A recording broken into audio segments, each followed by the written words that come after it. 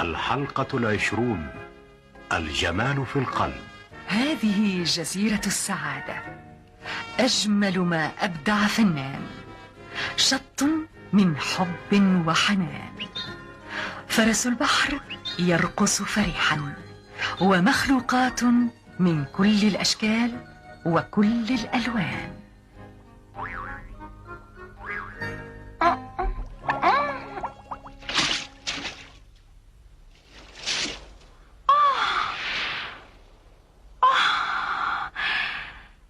لم أستطع كتم نفسي أكثر لأن المنظر مدهش وجميل. خطرت لي فكرة. مسعود، ما المسألة؟ بما يفكر مسعود؟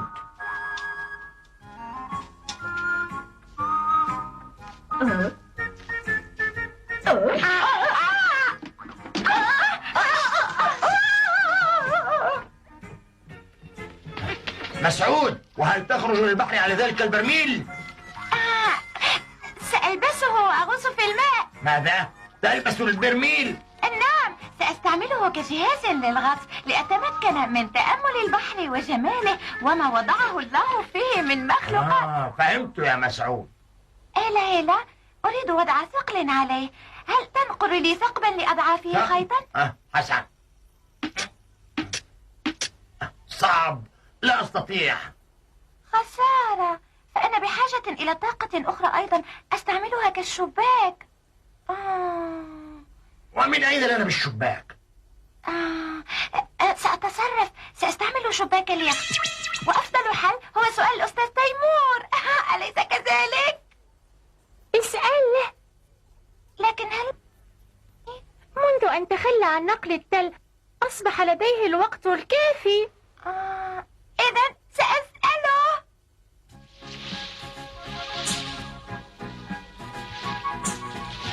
ماذا تقولين؟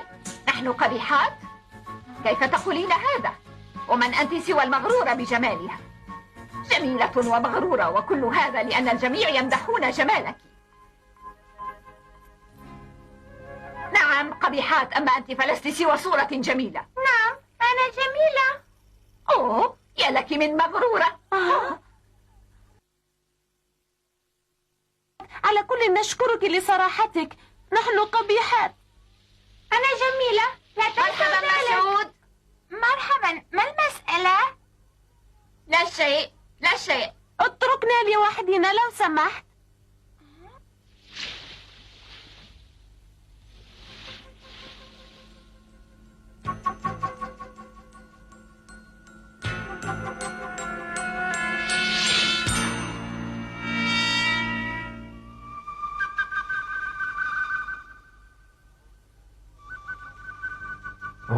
ما أجمل المنظر. مرحبا سيد تيمور. مسعود، ميمونة، ماذا تريدان؟ حسنا، جئت أطلب منك أن تركب شباك اليخت على البرميل. شباك؟ نعم، سأستعمله كجهاز غطس. جهاز غطس، حسن. عندي ما تريده في المتحف وسأصنعه لك، وأحتاج ثقلا. ممتاز. وقد أركب محور عجلة السفينة هنا، وأربط خيطا فيها لنعلق ثقلا. مسعود، أحتاج إلى 2 أو 3 أيام. شكرا جزيلا.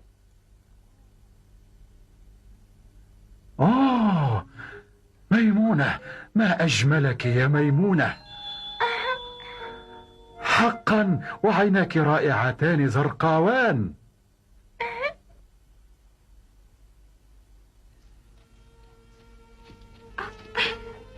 فهمت. كفى بكاء، سأبقى هنا كما تشائين. هيا بنا، هيا.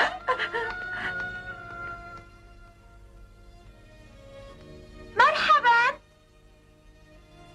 نيدا، ما الحكاية؟ لولا غاضبة جدا. إنها مغرورة جدا بجمالها، لابد وأنها أثارت غيرة البنات بغرورها. نعم، هذا ما سمعته. يا إلهي، بماذا تفكر هؤلاء البنات؟ يجب أن أضع حدا للمشاحنات بين البنات بسبب جمال بعضهن وقباحة الأخريات.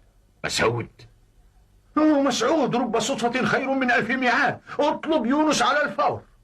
لا، نعم.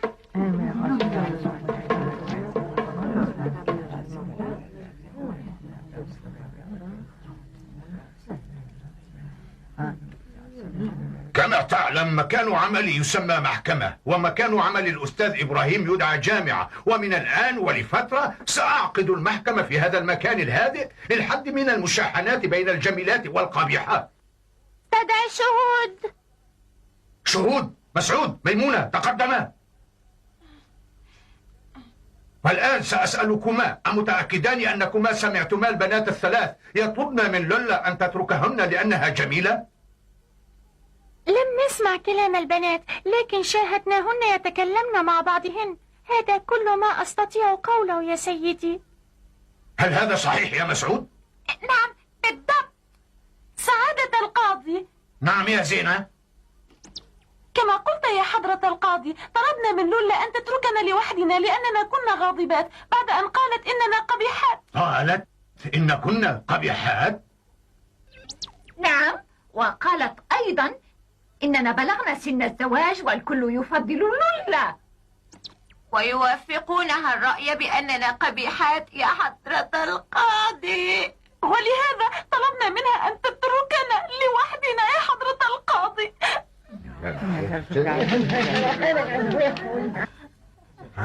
إنها مشكلة صعبة يا إلهي، ماذا أفعل؟ حسن، كمرجع لهذه القضية سأسأل الحضور والزوار على المقاعد من منكم يعتقد أن ثريا قبيحة؟ ها؟ قولوا، تكلموا. أنا فهمت يا إلهي. ومن منكم يعتقد أن زينة قبيحة؟ حسن، سأغير صيغة السؤال. من منكم يعتقد أن سوسن جميلة؟ ها؟ لا أحد؟ لا يا إلهي. إذا يا إله، إذا أنتن قبيحات في نظر الجميع، أليس كذلك؟ نعم. جمعت المحكمة الحقائق وعرفنا لما طلبت البنات الثلاث من لولا أن تتركهن لوحدهن، فالجميع يعتبرهن قبيحات. إنها مشكلة صعبة. إذا سنصدر الحكم غدا ورفعت الجلسة. حسن، لا أدري ماذا سأفعل. أيها القاضي عادل، إني أرى الجمال في كل شيء حي. في كل شيء حي؟ إن ما أقوله قد يكون قاسيا، لكن وجه دولفين الحكيم العجوز أرى فيه الهدوء والكرامة. أعتقد أنه جميل. شكرا. كذلك القاضي عادل والأستاذ إبراهيم، إنهما يتمتعان بجمال خالص وذكاء نادر. شكرا. وكتكت له جمال خاص به كمال السمك، وكما للأخطبوط وللسلحفاة جمالها الخاص. الحياة تعني الإشراق، فسبحانه وتعالى من صانع مبدع وخالق عظيم منظم لهذا الكون الكبير يا حضرة القاضي. ست الحسن معك حق. فهمت إن لكل كائن حي جمالا خاصا به. ثريا، زينة، سوسن، أنتن متهمات بالتقصير، فأنتن لم تنظروا إلى أنفسكن لتروا ما لديكن من جمال وروعة. فكل كائن حي له جماله الخاص به، وعلى كل واحد منا أن يرى هذا الجمال ويشكر الله سبحانه وتعالى. هذه هي المرة الأولى وربما الأخيرة التي يحدث فيها أمر محزن كهذا. صحيح. من الممكن أن تكون لولا أجمل منكن، ولكن هذا لا يعني أن قلوبكن غير صافية، فجمالكن موجود في الداخل، وهذا أعظم الجمال لأنه لا يتغير. على كل حال، سواء كان الواحد منا جميلا أو قبيحا، فهذه طبيعته ولا يقدر على تغييرها، وليس مناسبا مناقشة هذا الموضوع. والخطأ الأكبر هو أن ينظر الواحد إلى غيره وأن يهمل جماله الداخلي الذي وهبه الله إلى كل كائن حي. يا كشكش، نعم. أنت المسؤول الأول عن هذه القضية. أنت خطيب لولا المغرورة، وأنت الذي قلت لها إنها أجمل واحدة على هذه الجزيرة، وأنت جعلتها مغرورة بجمالها الخارجي ونسيت أن الجمال هو جمال القلب. لذا سأعاقبك أنت أيضا. يجب أن تصنع لعبة قبيحة للولا وتقدمها للمحكمة. ونظرا لأن الجميع يظن أن لولا هي الجميلة الوحيدة، فيبدو أنكم لا تعرفون معنى الجمال الحقيقي ومعنى جمال القلب. يجب أن تقدروا عظمة الخالق والجمال الخاص الموجود في كل كائن حي. لذا آمركم جميعا أن تصنعوا وتحت أشعة الشمس المحرقة لسوسن وزينة وهي لعبا. هل فهمتم؟ نعم. أعيدك. طبعا. وبهذا تنتهي مهمة النظر في قضية الجمال.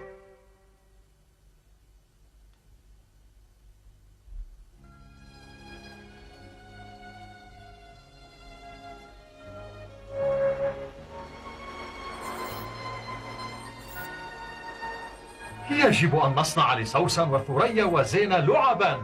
وجميلة.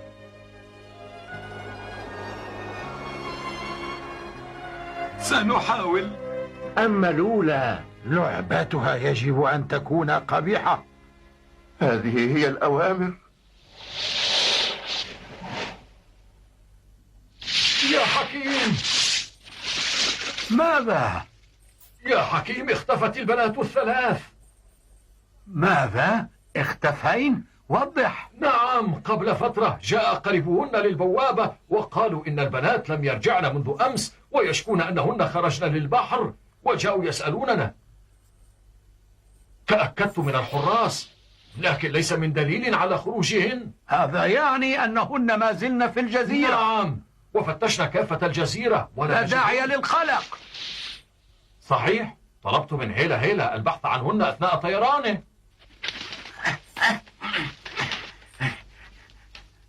لم أجدهن.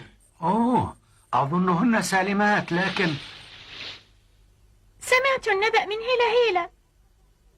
دولف الحكيم، لماذا لا تبحث عن البنات علنا؟ سأفعل. قروش، فتش البحر كله. تحرك. حاضر. يا ردى، مسلة، اذهبا معه. حاضر. لا يمكن أن يكن خرجنا للبحر، لكن كاحتمال اذهبي يا ميمونة وفتشي في البحر. حاضر. مسعود، هلا ابحثا معا. حاضر. وهل أذهب ثانية؟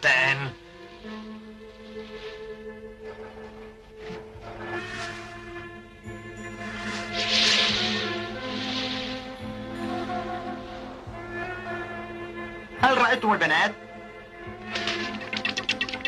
زينة، سوسن، ثريا. لم أرهن أبدا. لم يأتين لأخذ حليب أو عسل. سنبحث عنهن في الأراضي البعيدة. يا ليت. ياهو، أين أنتم؟ يا رب احفظهن.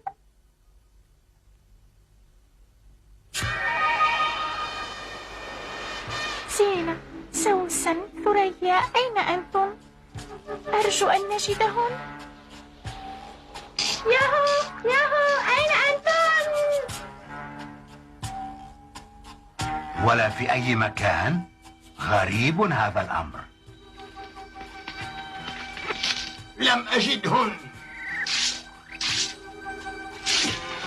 بحثت في كل مكان، لكن لم أعثر عليهن في أي مكان أبدا. من الصعب عدم الكلام لبعض الوقت. ربما اختبأنا في مكان ما ليتحدثنا مع بعض. ولكن هذا غير ممكن. حسن، بعد العثور عليهن سآمر بحبسهن حتما. حضرة القاضي عادل، أنت لست جادا أبدا. ميمونة، أنت لم تجديهن؟ لا. أرجو أن يكن سالمات. ست الحسن، لا تقلقي، أنا واثق أننا سوف نجدهن. نعم، إنهن في أمان.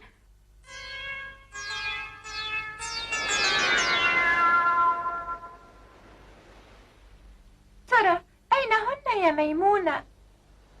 أنا واثقة أنهن في أمان. إن شاء الله تعالى. يا مسعود، قال سيد تيمور إن عدة الغطس جاهزة. نسيت. شكرا لك يا هيلا.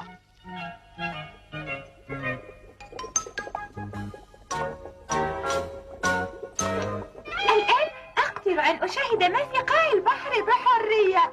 واو، مرحبا سمك.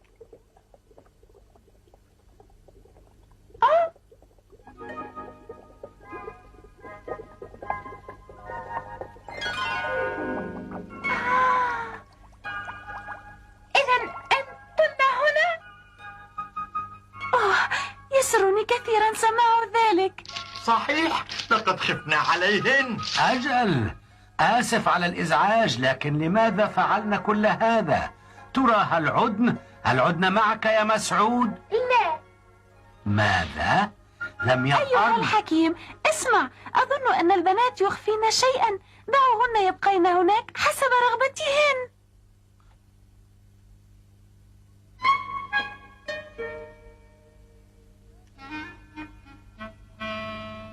ماذا تفعلن هناك؟ اخرجن على الفور. هيا تحركن.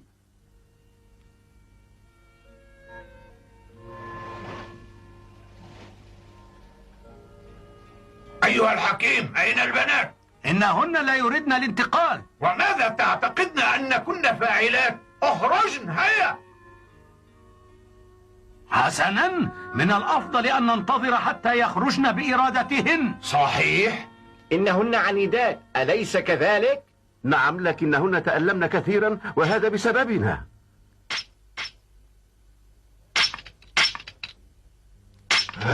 هل هذه لعبة لولا؟ كشكش، ألا تقدر عمل لعبة أفضل قليلا؟ هذه سيئة جدا، مسكينة لولا. لا أقدر أن أتصورها إلا قبيحة. هذه هي الأوامر. كشكش، مرحبا. مرحبا، أهلا. كشكش، هل أكملت اللعبة؟ لا، ليس بعد. لولا، يجب ألا نزعجه. هيا لنذهب. هيا.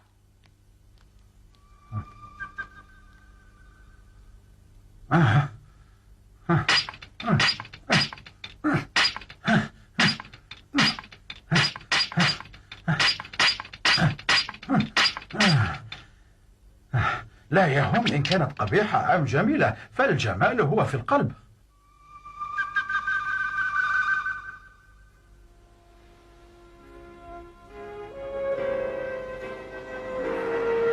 أرى أنهن سيخرجن من السفينة الغارقة اليوم.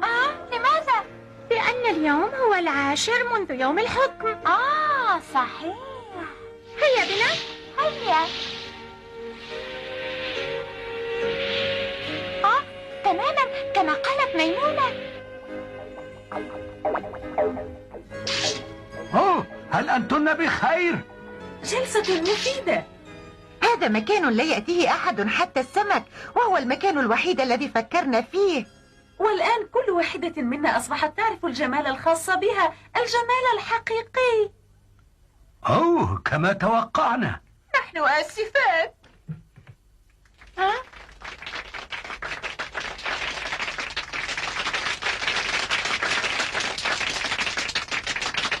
هذا لنا؟ نعم. إنه عمل رائع جدا. رائع. شكرا. تهانينا.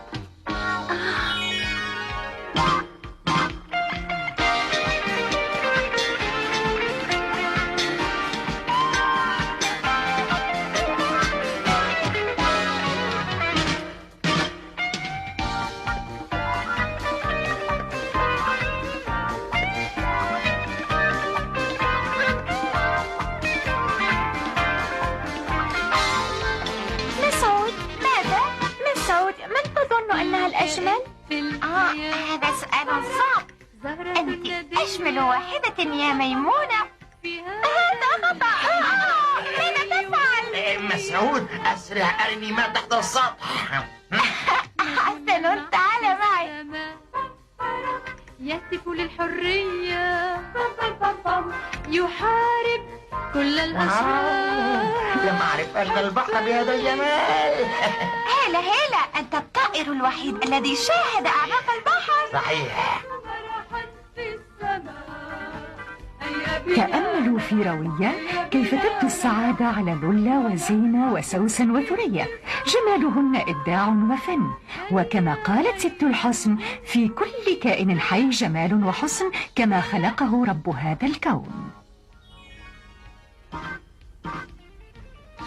ست الحسن ومسعود وميمونة مبهورون بالألعاب النارية الفتانة، أما الصخر فقد جاء إلى جزيرة السعادة يحمل إصراره وعناده. ترى ماذا سيفعلون وهل سينجحون؟ ما يخطط له مسعود سنعرفه في الحلقة القادمة في لقائنا الموعود.